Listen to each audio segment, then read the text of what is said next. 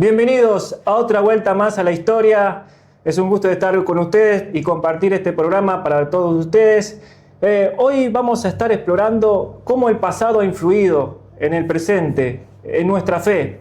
Hoy tenemos un episodio muy especial porque nos acompaña alguien muy querido de nosotros. Historiador, escritor, docente, pastor. Realmente alguien que conoce mucho. Aparte ha escrito 2 libros, uno lo he terminado de leer. También en ese libro cuenta que fue motociclista y futbolista. Así que está con nosotros Juan Francisco Chumba, con todo usted. Bienvenido, Francisco. Bienvenido, Juan. Francisco es tu segundo nombre. ¿Cómo estás? Sí, Juan Francisco Chumba, ¿no? Un nombre conocido, pero el apellido es un poco complicado. Mucha gente me pregunta de qué origen es, y todavía no lo sé. Sirio, libanés, árabe, argentino, quechua, no sé. Pero lo cierto es que lo llevo con mucho orgullo, gracias a Dios. Gracias por estar con nosotros. Y vamos a estar hablando sobre todo lo que es la historia, ¿no? De cómo entender la historia en este mundo donde el mundo se ha ido en pos de diversas divisiones, conflictos, corrupción, y entender la Biblia, cómo nos impacta a nosotros la Biblia con la historia. ¿Cómo te ha interesado la historia, sobre todo, en tu vida? Sí, la pregunta es amplia y es pertinaz, porque en estos tiempos que estamos viviendo, hoy por hoy, se lee más la Biblia que 60 años atrás, por ejemplo, cuando yo me convertí. Precisamente en la década del 60, yo estaba por distintas razones de la vida en Bahía Blanca, y entonces ya me había convertido, y fue de visita a Bahía Blanca el presidente de Sociedades Bíblicas Argentina a visitar a las iglesias evangélicas, las pocas iglesias que había allí. De todas maneras, fue un privilegio escuchar a este varón de Dios. Pero resultó ser que en esa noche, en ese viernes, en la noche, a las 22 horas, había un programa por televisión local que presentaban al visitante de la semana en la ciudad. ¿Canal de aire? Canal de aire, por supuesto, de Mar del Plata, de Bahía Blanca. Creo que era Canal 8. Entonces el productor se encuentra con que la visita no había llegado. Ajá. Entonces se anotician de que este señor, presidente de Sociedad Bíblica, estaba en Bahía Blanca, lo llamaron y lo invitaron. Y fue una bendición porque él ilustró precisamente, y vine a ver con tu pregunta. Él explicó que en ese momento la gente estaba leyendo más la Biblia porque se estaban vendiendo más Biblia en la Argentina. Por supuesto, te estoy hablando de la década del 60. Hoy por hoy se ha triplicado. ¿Durante la dictadura militar en ese tiempo? No, había gobierno. Era engorroso, porque era gobierno civil, gobierno militar, iban y venían, ¿no? En ese tiempo que estaba gobernando el presidente Guido, que había sido puesto por los militares, una cosa ensamblada, medio rara. Bueno, en Argentina pasan cosas raras. Pasan muchas cosas raras. No debemos sorprendernos. Así que, y yo me di cuenta que ahora, en la actualidad, según tu pregunta, cada vez la gente lee más la Biblia. Ahora, precisamente, en la celebración de Sociedad Bíblica, en septiembre, en el mes de la Biblia, hay preparado miles y miles de Biblias para distribuir gratuitamente en la Argentina. Y este es un concepto que nosotros como cristianos debemos tener presente, porque es el tiempo de Dios en la historia de la Argentina. Siempre creí y creo y defino definitivamente que esto es así. Todos los seres humanos nacemos con un propósito. El tema es encontrar el propósito en nuestra vida. La Biblia nos lo dice. ¿Cuál es el propósito que Dios tiene para nosotros? Porque a la luz de los hechos nos damos cuenta que las cosas que están pasando, hay gente que vive alejada en un contexto de imperfección que vivimos, la gente no se acerca a Dios. Hay un materialismo cruel que corrompe, destruye a las personas, pueblos, ciudades, naciones, gobiernos, crímenes. Hoy estamos viendo, parecería el apocalipsis, con tantas situaciones en todo el mundo lo que está pasando, porque no han encontrado el propósito de Dios en sus vidas. Los hombres se desvían y cometen atrocidades. Es increíble, es algo para pensar, ¿no? Lo que me estás diciendo, lo que nos dices, porque realmente nos está diciendo que estamos leyendo más la Biblia, pero al final la sociedad se aleja cada vez más de Dios? O sea, es algo como, ¿no es contradictorio? Es buena la pregunta. Sí y no. Se venden más Biblias, pero ¿qué pasa? La Biblia tiene que competir con otro tipo de literatura. Y la gente tiene la Biblia solamente como un recordatorio. La tiene allí con polvillo en su mesa o en la vitrina o en algún lugar y la usa muy poco. Solamente la usa en tiempos de preocupación, de enfermedad, de sufrimiento, ante la pérdida de un ser querido, en situaciones difíciles. Entonces van a buscar la Biblia. Obviamente la iglesia, la persona que encontró el propósito por el cual está en la vida, está en el mundo y responde a Dios, esa persona la va a leer a la Biblia todos los días. Ese es el pueblo cristiano, es el que marca la diferencia en un mundo con un contexto descreído de las cosas espirituales. Es lo que nos toca vivir. La Biblia dice, cuando el Hijo del Hombre venga a la tierra, ¿hallará fe? Es una pregunta retórica, ¿no? Muchos son llamados, pocos los escogidos, dijo Jesús. O sea que es un tema muy, muy de actualidad para seguir predicando el Evangelio que transforma las vidas de las personas. Ahora, o sea, este es un programa de historia. ¿Cómo la Biblia, que es la palabra de Dios, nosotros los cristianos creemos que Dios envió a su Hijo Jesucristo a morir por los pecadores, que somos todos? ¿Cómo entra Dios en la historia de la humanidad? Mucha gente es incrédula, piensa que es un cuento de hadas o que es algo filosófico, pero ¿cómo es que Dios entra en la historia nuestra, ¿no? Claro. ¿Cómo entendés? Sí, bueno, obviamente desde el principio Dios escogió un pueblo, el pueblo de Israel, para manifestar su palabra a través de ese pueblo. Y en el Antiguo Testamento, la Biblia se compone de dos testamentos, Antiguo Testamento y Nuevo Testamento. ¿Qué es esto? El Antiguo Testamento es lo que relata desde la creación de los orígenes de las civilizaciones hasta el tiempo en que nace Jesucristo. Hasta ese tiempo entonces escribe la historia a través del Nuevo Testamento. A partir de la venida de Cristo y hasta nuestros días surge el Nuevo Testamento. Por eso es Antiguo Testamento, Nuevo Testamento, que viene a ser sencillamente el antiguo pacto de Dios con el nuevo pacto de Dios.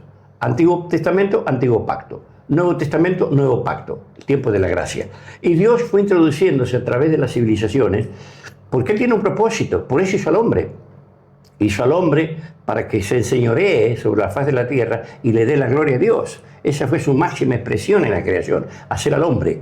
Obviamente el hombre, como es habitual en nuestros días, defraudó a Dios, como ahora, y entonces era necesario que esas vidas de personas transformadas por Dios fuesen siendo escritas desde el principio hasta nuestro día, a través de distintos sistemas, ¿no?, que hubo en la historia de la humanidad, ¿no? Lo cierto es que la Iglesia cristiana representa al pueblo de Dios en la actualidad. Es el cuerpo vivo que Dios tiene en la tierra a través del Espíritu Santo en nuestros días. Qué lindo, ¿no? Es poder escuchar a Juan, cuánta sabiduría tiene. Hay que aprovecharlo, hay que sacarle el jugo, dijo, a la naranja. La verdad que es lindo poder estar con él y conocer más también de su vida. Vamos a entrar a hablar de por qué te llama la atención la historia. ¿Cuál fue tu interés? La primera vez que empezaste a leer la Biblia, ¿qué pasó en tu vida? Bueno, es muy largo, ¿no? Bueno, está en mi libro biográfico y yo relato en ese libro cómo tuve mi primer encuentro con Dios. Algo que muchos de los oyentes y los que nos están mirando posiblemente pues sí, qué cosa, ¿no? Estamos hablando de la década del 60, del siglo pasado. Yo era un muchacho de 18 años y como todo joven en aquella oportunidad íbamos a los bailes, jugábamos al fútbol. No eran los bailes de ahora. Los bailes empezaban a las 10 de la noche, terminaban a las 12, con el último colectivo que venía a los barrios. Esto estoy hablando en Bahía Blanca. Y en esa oportunidad yo me iba con 3 chicos amigos míos, muy amigos, salíamos a ir el sábado de la noche a bailar al Club Olimpo, que es muy conocido en la actualidad. Olimpo de Bahía Blanca. Sí, en Bahía Blanca. Y íbamos bajando por la calle donde yo vivía, en un tipo de loma, bajábamos caminando, y sentí música en una puerta, y imprevistamente yo me aparté de los 3 y entré ahí. Abrí la puerta, estaba cerrada la puerta, y era una iglesia evangélica. Y ahí estaba alguien dirigiendo las canciones, me quedé un ratito esperando, mirando lo que hacían, luego salí. Por curiosidad. Por curiosidad, a tal punto que los muchachos no me vieron entrar, entonces me estaban buscando ahí en las inmediaciones de la zona, el colectivo que nos llevaba al centro ya había pasado, perdimos el colectivo, y me dijeron, ¿y dónde te metiste? Y bueno, sentí de entrar ahí, y había un grupo de personas cantando. Ese fue mi primer contacto con... Ahí yo descubrí que Dios tiene un propósito en mi vida, porque de ahí a convertirme pasaron 6 meses. Volví a esa iglesia, entregué mi vida a Cristo y aquí estoy. Ahora, esos muchachos que te vieron, algunos llegaste a verlos después con el paso del tiempo. En realidad éramos 8 en total, le decíamos el club de los 8 muchachos amigos, jóvenes, sin vicio, sin cigarrillo, sin droga, sin alcohol. Nuestra máxima esperanza de tener era tener un reloj, un traje, una corbata, era la máxima deseo, o una bicicleta, una moto. Esas eran nuestras aspiraciones. ¿Sí? Sanos. Sí, por supuesto. Después, cuando yo me convertí, le testifiqué a todos ellos, siguen siendo mis amigos los que quedaron, 2 o 3, los demás murieron, se fueron con el Señor. Pero fue una linda época, una de las épocas más recordadas en mi mente, la época de la juventud, que me hace sentir feliz al recordarlo. Qué lindo. ¿Y cómo ves la felicidad de Dios, ¿no? en tu vida? Sí, no es fácil. La vida en este mundo es muy complicada. Hay mucha desazón, muchas desprolijidades.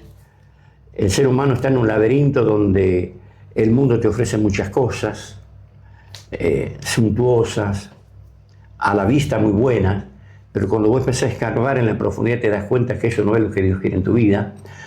Y bueno, obviamente, como dice la Biblia, ¿no? Somos como una nube. Hoy estamos y mañana no estamos. Entonces hay que aprovechar el tiempo en que Dios nos permite vivir y tratar de descubrir el propósito que Dios tiene en mi vida, en tu vida. Cuando uno lo descubre, soy la persona más feliz. No significa que no te vas a enfermar, no significa que no vas a tener la pérdida de un ser querido, no significa que posiblemente te quedes sin trabajo o que tengas una... No significa eso. Significa que si esto ocurre, como vos estás en el propósito de Dios, la salida viene pronto. Siempre hay una salida para la persona que confía en Dios. Qué bárbaro, ¿no? Porque hoy en día estas cosas que estamos hablando no se tienen en cuenta. La gente solamente le interesa ganar dinero, ir a las fiestas, pasarla bien, como se diría. Pero no se lo tiene en cuenta a Dios ni la Biblia. Y es algo muy importante, ¿no? Como estamos hablando. Y Juan, con la experiencia que él tiene, nos puede ayudar a entender la historia, ¿no? Y hablando de la Biblia, perdón, sí. La Biblia dice que el Dios de este mundo, según de Corintios 4:4, el Dios de este mundo cegó el entendimiento de los incrédulos para que no le resplandezca la gloria de Dios en Cristo Jesús. ¿Cuál es el Dios de este mundo? Lo material, el confort, ¿sí? La cosa pasajera, la cosa del momento, lo que llega a la vista solamente. Ese es el Dios de este mundo. Por eso el mundo está como está. ¿Sí? No buscan a Dios verdaderamente. Y hay mucha gente que piensa que ser cristiano es para los adultos, los viejitos, para los jóvenes, para los niños, que no es para las personas cultas, que es para la gente que no lee, que no estudia. Craso error. Y gracias a Dios que la iglesia tiene, en todas las disciplinas, tiene profesionales, tiene obreros, tiene maestros, tiene gente científica, tienes actores, tiene futbolistas. La iglesia evangélica ha permeado, ha entrado en todos los estratos sociales y es la alternativa para un mundo que se despedaza en el pecado.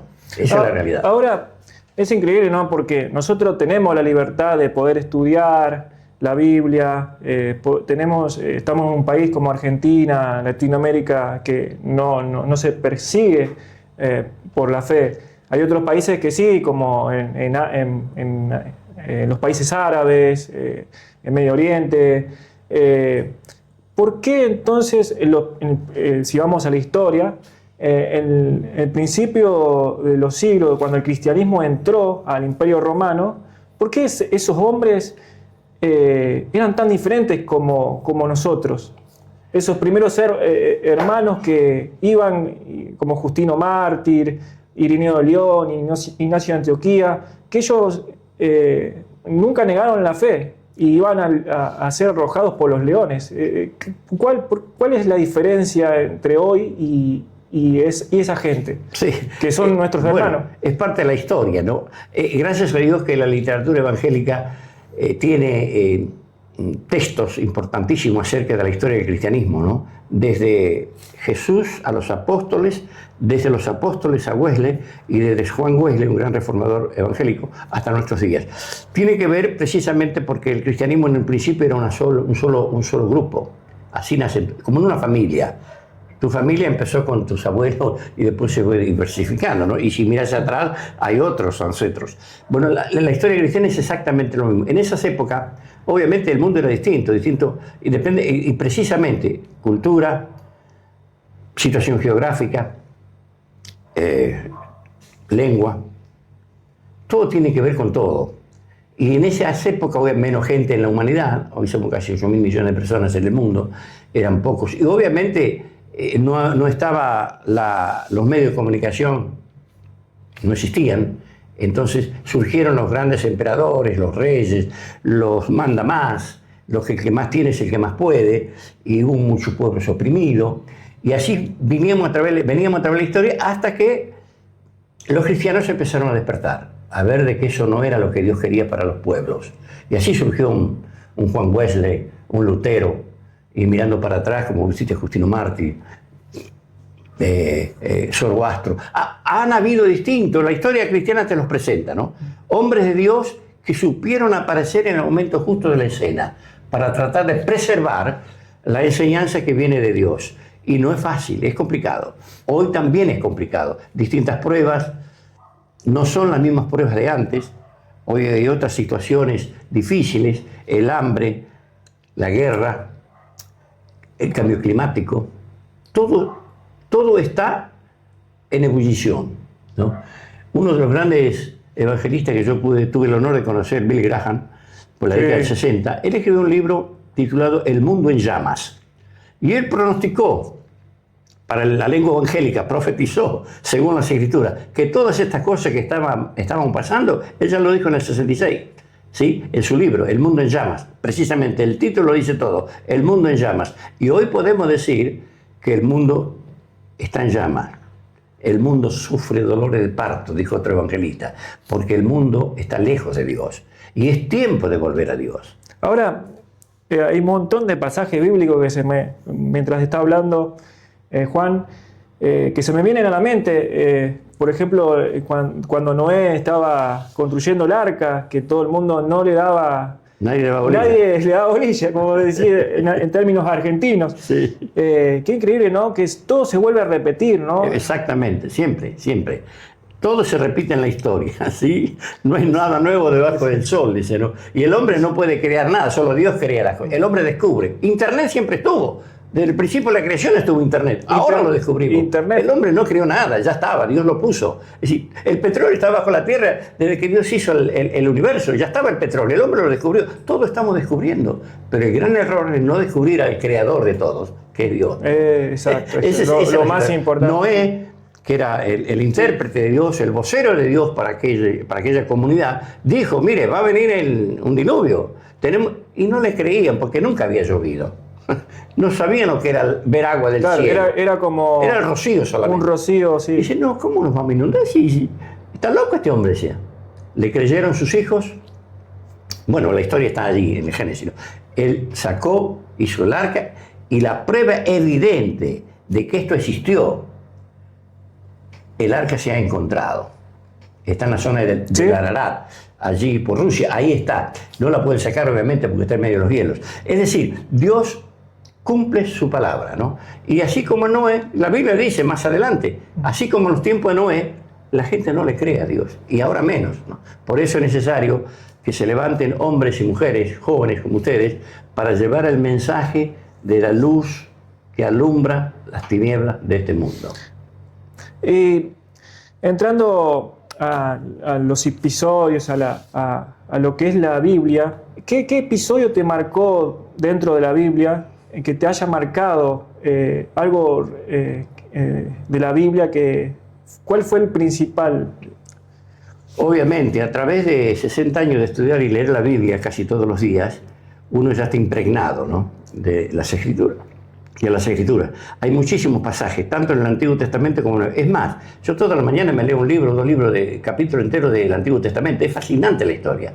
Es como dulce al paladar. El asunto es estar en ese ámbito espiritual de querer buscar la palabra de Dios porque te sacia, te satisface. Y tengo muchísimos pasajes, pero uno de los que más me impactó en mi vida, una vez que me convertí, fue el del Evangelio de San Juan, capítulo 17, sobre la oración sacerdotal de Jesús. Sacerdotal. Porque él ora, ¿no? Porque él ya estaba pronto para despedirse de este mundo. Y entonces él tiene una conversación con Dios. Jesús, Jesús con Dios. Con Dios. Jesús habla a su Padre. El tiempo ya está pronto y él empieza a hablar de su vida, que él cumplió su propósito.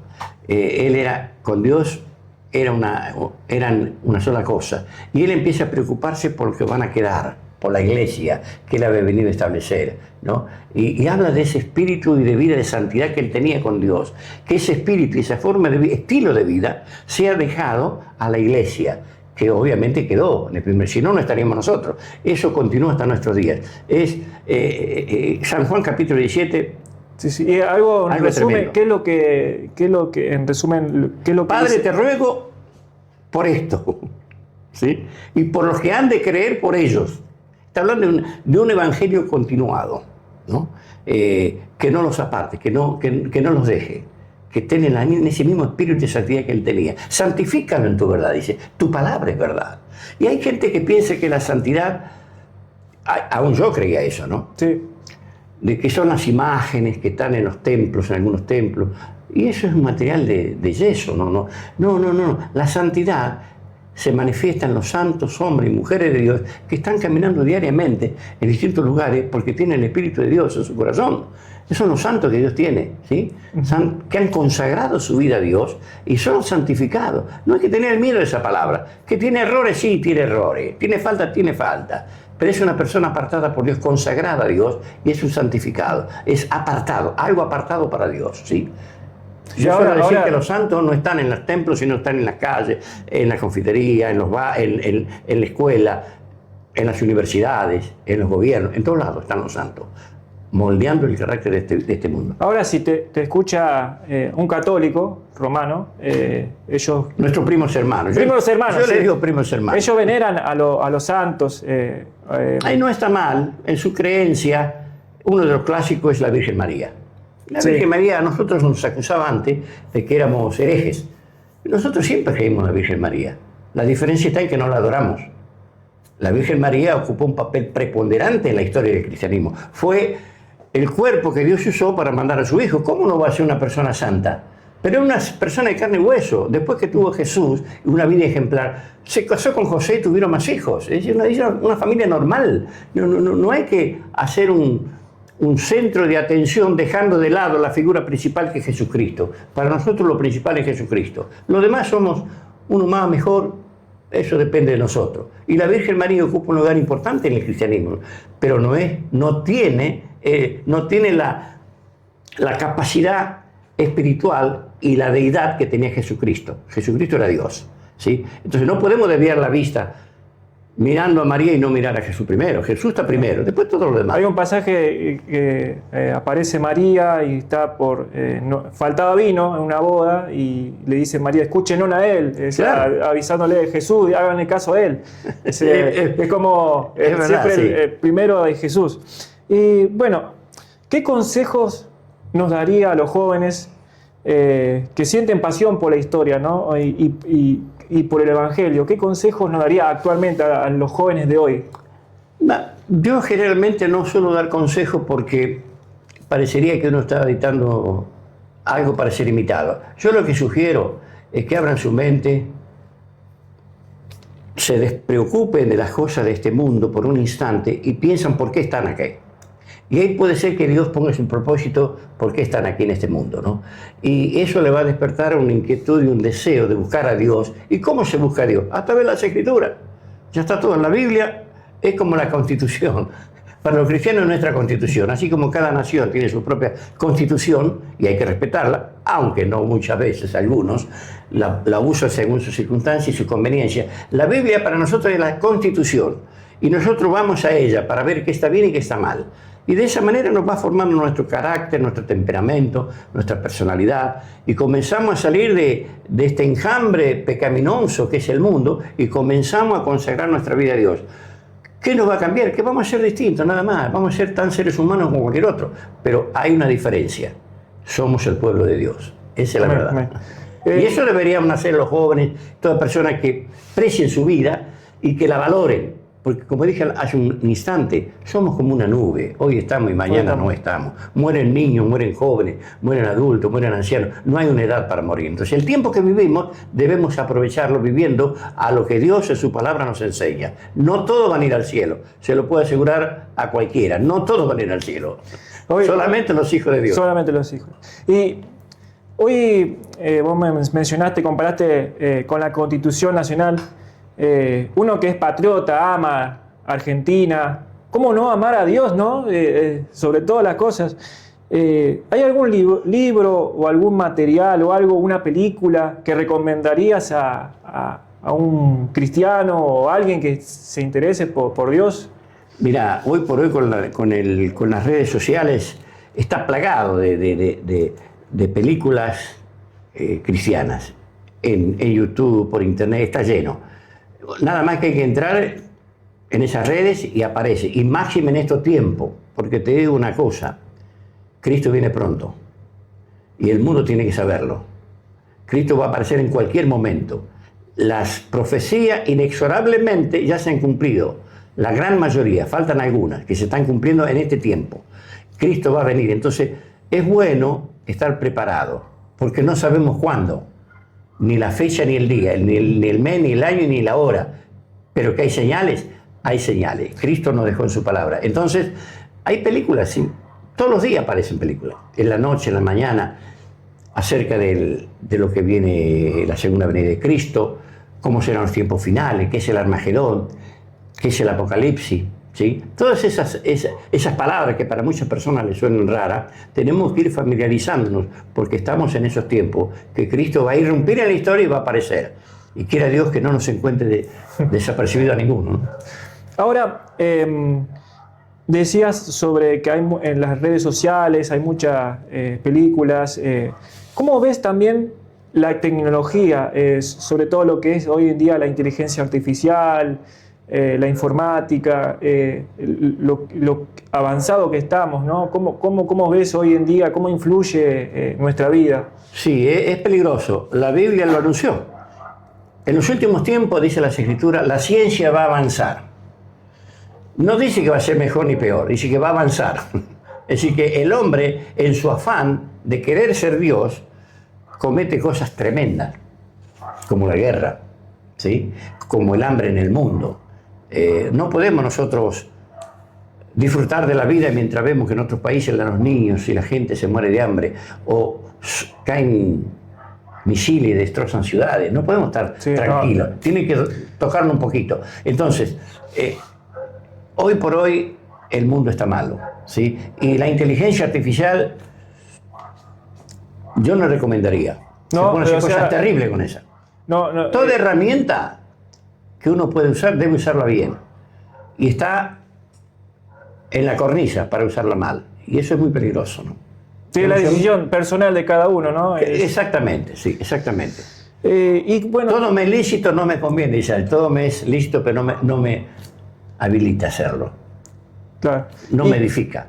¿Y qué proyectos, ya pasando ya en tu vida, qué proyectos tenés a futuro en mente o estás desarrollando algo? Sabemos que también él está colaborando con ancianos, ayudándole con la iglesia Monroe 4080, que realmente cómo Dios la ha usado también, a su esposa también, realmente también es una forma de ver la experiencia y el trabajo que ellos ponen, la verdad. Y bueno, ¿qué proyecto tenés en mente? Mirá, a mis 82 años yo todavía tengo un proyecto. Vos si analizás la situación del mundo, los grandes líderes mundiales en todos los niveles, son gente de 60, 70, 80 hacia arriba, los que manejan el mundo. Algunos para bien, otros para mal. Pero esa es la edad. Bueno, Moisés pasó... ¿Cuántos años cruzó el...? 120 años. 120 años. Lo que pasa, hermano, no podemos comparar los tiempos antiguos como los de ahora. Claro, claro. Puede haber ahí alguna cosa que no esté bien muy con la numerología, ¿no? Tiene que ver. Pero de todas maneras, antes vivía más que ahora. Después hubo un periodo donde el hombre empezó a bajar. 20, 30 años atrás, 40 años atrás, el que pasaba los 50 era un afortunado. Ahora ya podemos vivir hasta los 90, sí. Hay personas, murió el día pasado una pariente nuestra de 96 años y estaba bien. ¿Sí? Es decir, la gente vive más. Entonces uno, ¿por qué no tener proyectos? ¿No? Sí. Porque el día que uno deja de hacer proyectos, que su mente no trabaja, es cuando el día, es el tiempo que ya colgaste los guantes y decís, no quiero hacer más nada. Todavía ese tiempo no me llegó. Y sí, gracias a Dios, como tú dijiste, ahí en la comunidad de Monroe 4080, un hermoso grupo de hermanos y amigos que nos reunimos todos los domingos y los jueves a orar por la ciudad, por nuestro pueblo, por los gobernantes, por todo, porque la oración cambia las cosas. Gracias a Dios tenemos el privilegio con mi esposa de visitar un hogar, San Benito, donde hay personas de la tercera edad que están allí por distintas razones, o porque están solos, o porque sus hijos por sus actividades no pueden vivir con ellos, los ponen allí y están bien atendidos, pero aún la mejor atención humana que pueden tener, que es valedera, siempre es necesaria una ayuda espiritual. Y nosotros vamos, los visitamos, hablamos con ellos, oramos, los dejamos hablar porque ellos quieren hablar, cuentan sus cosas, su vida pasada. Es interesante, ¿no? Hay cosas que a mí me enseñan. Y algunos son menores que yo los que están ahí, ¿no? Pero de todas maneras, por distintas razones, qué sé yo. Pero bueno, la idea es que, como yo le digo a ellos, mire, quizás yo venga algún día a quedarme, pero de todas formas le digo, lo que pasa, lo que tenemos que tener vivo en nuestra mente es el intelecto y el corazón y el deseo de hacer cosas. Siempre hacer algo, por muy poca cosa que sea. Y aunque sea inadvertido, que nadie te lo diga, vos lo estás haciendo. Te sentís feliz, te sentís bien con Dios y contigo mismo. Eso es lo mejor que puedo decir. Bueno, gracias Juan, la verdad que es un placer de hacer esta entrevista y bueno, gracias por acompañarnos y fue un gusto tenerte, ¿no? con nosotros, de poder entenderte y es un ejemplo, ¿no? Para nosotros los jóvenes, los adolescentes y bueno, la iglesia, ¿no? Si disfrutaste este episodio, compartirlo con alguien, nosotros vamos a subir a las redes sociales, así que es un gusto de estar con ustedes y bueno, próximamente estaremos subiendo más videos. Muchas gracias.